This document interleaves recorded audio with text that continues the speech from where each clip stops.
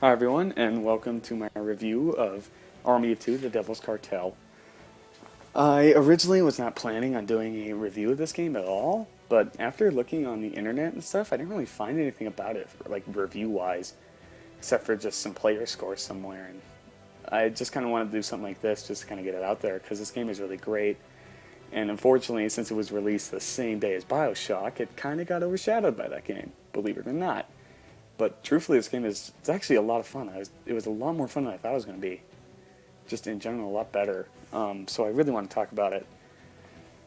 So this review might be a little sloppy. I'm trying to make it as professional as I can because this is my first review ever, and again, I did not plan this like at all.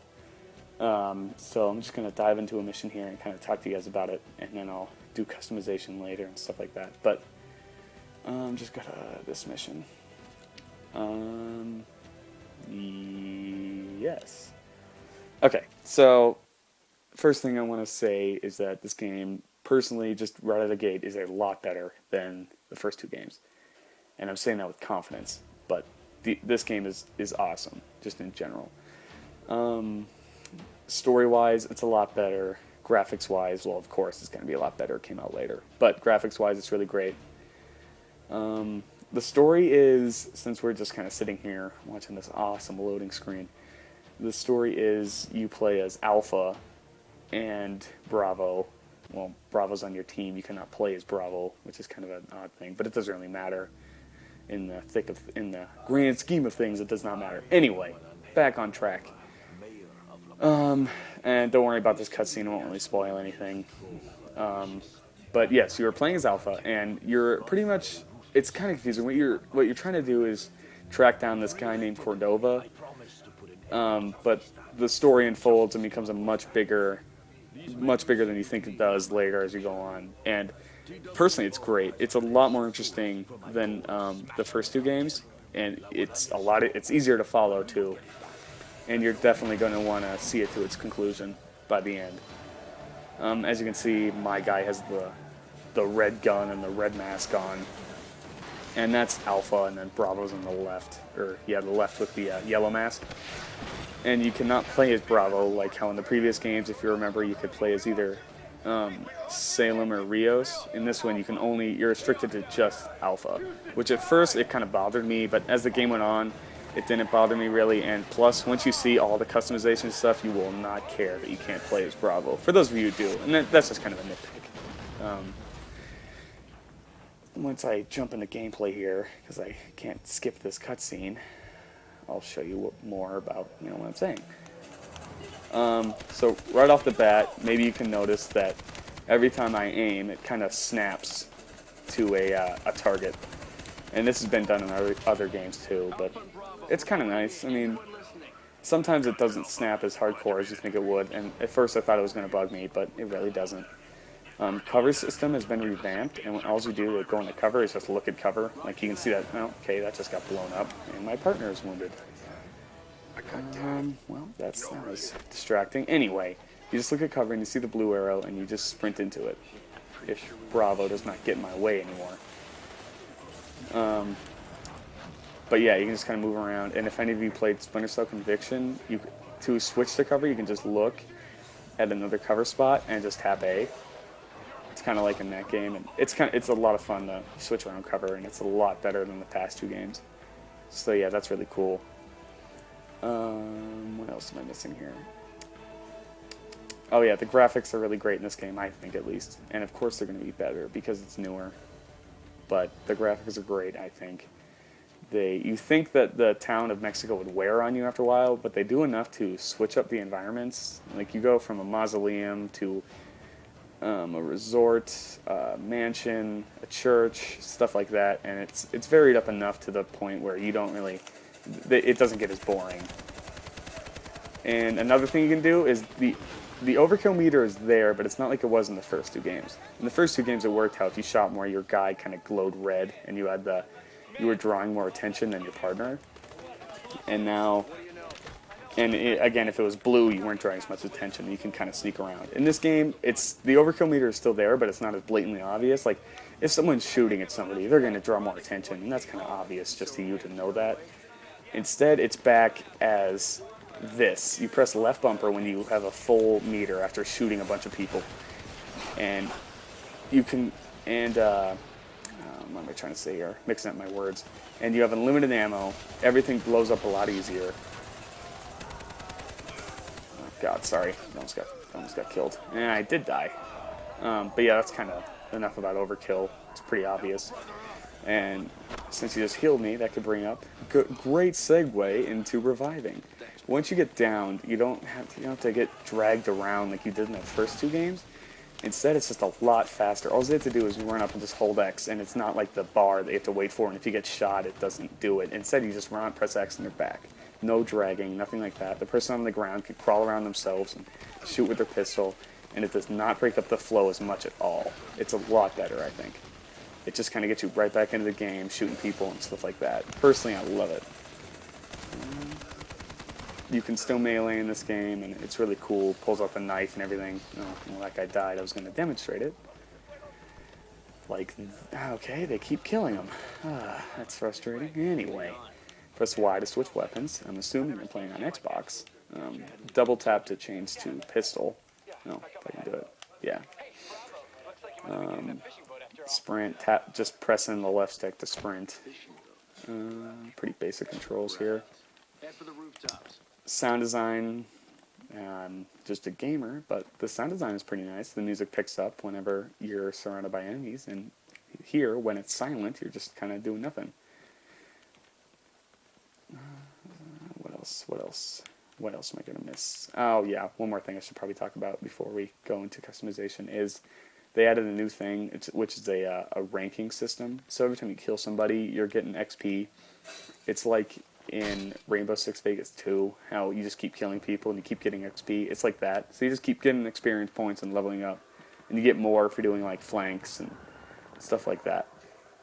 I really like the leveling up system, and it plays into customization. Like, the more you level up, the more you can buy type thing.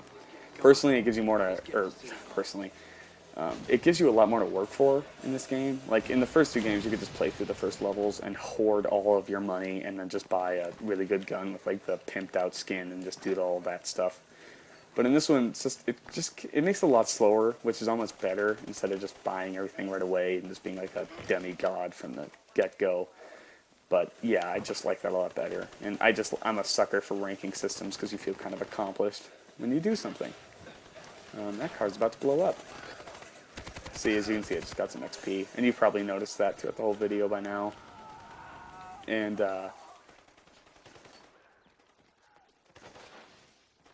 trying to think if there's anything else I'm missing here while I'm talking about gameplay.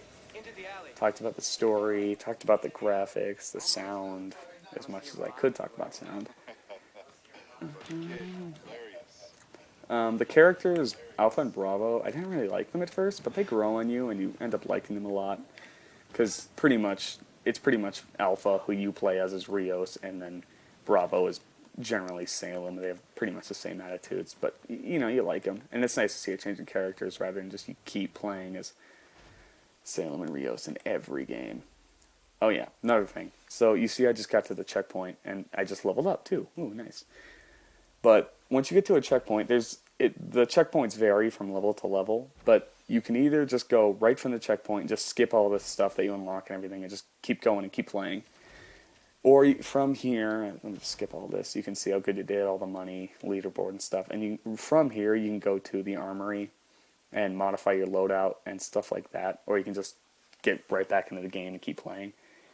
And near the end of every level, like the last part of each level is always kind of a cool finale type thing. Like in one of them, you'll drive a car down a hill and then ram it into a cartel base and then blow it up, and that's awesome. And then there's another one where the ground falls out from beneath you in like a skyscraper and you slide down your way, killing enemies in the fire and stuff, and that's also really cool. It's stuff like that at the end of each level that kind of lets you know that you've beaten it, and those are always fun. You'll probably get more I'm talking about if you ever play it for yourself. But yeah, it's kind of enough about gameplay, unless there's anything I forgot, which I'm sure there was. But I think I got mostly everything that I wanted to talk about. One more thing while I'm here is, I can't really show you now, jump right back into gameplay, is the moments where, I don't know how many of you remember, but from the first two games, I'm sure you do remember, is that a lot of times you would need your partner to like open like fucking garage doors that were probably only like 10 pounds. I'm gonna exit out now. In this one, those moments are still there, but there's a lot less of them, and it totally helps the game just move a little faster. And whenever they do happen, it just seems to go a lot faster. It's not as slow, and then there's not as many of those where you gotta like, oh, come over here to help me open this door. Stuff like that. That's all cut out, and that is, I love that. It's not as slow moving, so that's always great. Alright, I'm gonna dive into the armory here. You can either customize your operative or go to weapons loadout and customize all your weapons. I'm gonna start with the operative stuff. And like I said, the ranking system plays a big part in all of this. It lets you unlock more masks to buy, more armors to buy, and more tattoos. And yeah, there's tattoos in this game, but we'll get to that. First, let's start with masks. These are all the basic masks. Like, I have one of the later masks that you can get. But yeah, you start out with Alpha and Bravo, and then you can buy some of the other masks from the beginning. But as you rank up, you'll start unlocking more masks that you can buy. And the masks are a lot of the masks they have, like, just set in the game are also really cool. Like, one of the really cool ones is, if I can find it, they have throwbacks to, like, Dead Space, like Isaac. They even have Carver for some strange reason, which I think is kind of odd. But yeah, so that's really cool. Stuff like that. So the masks are all pretty cool, but I like the one I have.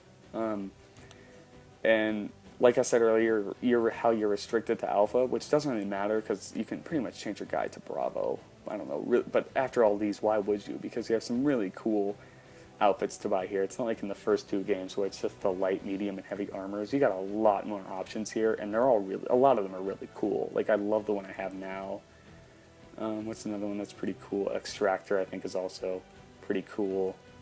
So yeah, there's just a lot of cool ones that you can just kind of rummage through and just buy, and like whatever you like you can just use. So yeah, I love that addition. So yeah, tattoos, which is an odd addition in my part. I mean, why tattoos? I guess it's kind of cool. You can like switch the arms and look at it and stuff, and there's a bunch they have. And again, their ranking system plays into here too. I just think it's kind of an odd addition. I don't really know why tattoos, but hey, I guess because you're extreme to the max in this game, and tattoos are just the coolest thing ever. So yeah, tattoos, awesome. But I can't really complain because I use them. Oh yeah, one more thing in the operative stuff. If any of you remember from Army to the 40th Day, they had a thing on the website where you could go and customize your own mask, but it was always kind of finicky and it was always kind of sketchy whether or not it was going to work. So in this one, you can literally customize your own mask just right here. You can layer it up, color the layers, change occupancy, stuff like that. You can move them around. Wait, let me do this one. You can move them around, rotate them, size them up, stuff like that. So that's pretty cool. I mean, I don't really have that many masks.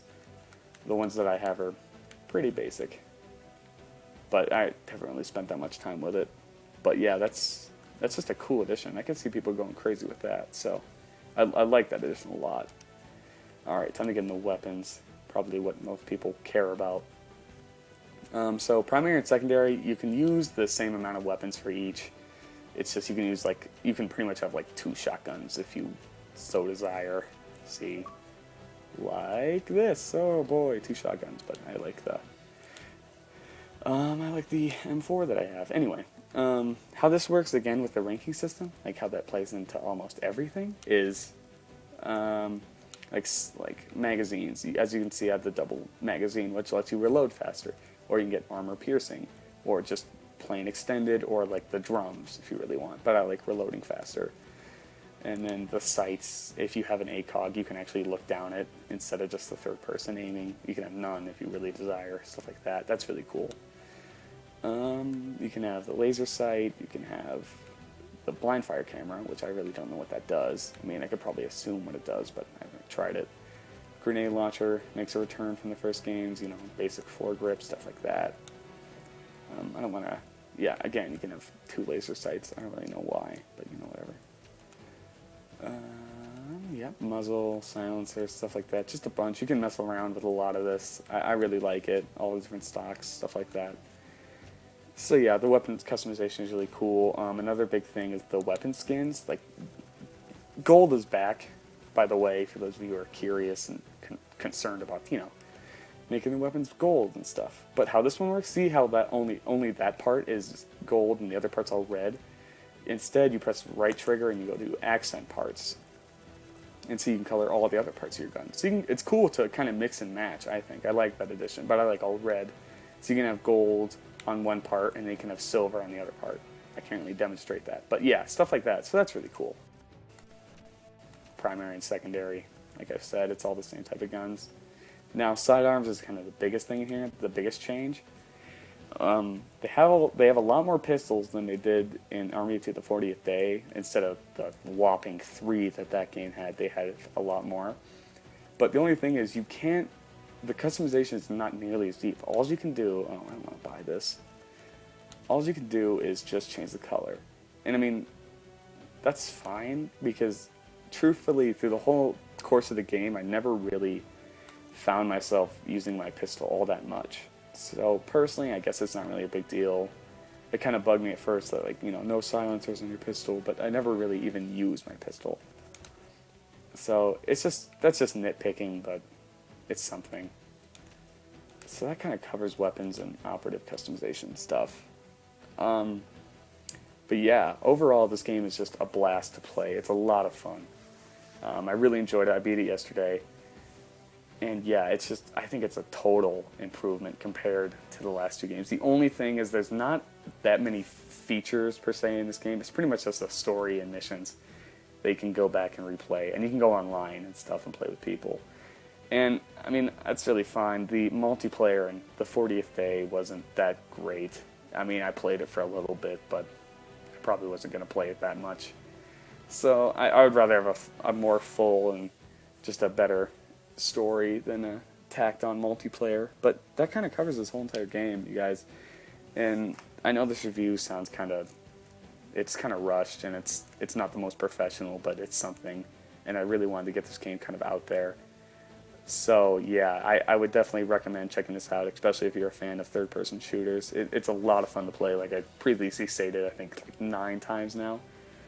But yeah, it's great. So thank you guys for watching and putting up with this review. I know it's kind of sloppy, but I just, again, wanted to talk about it. So yeah, thanks again for watching.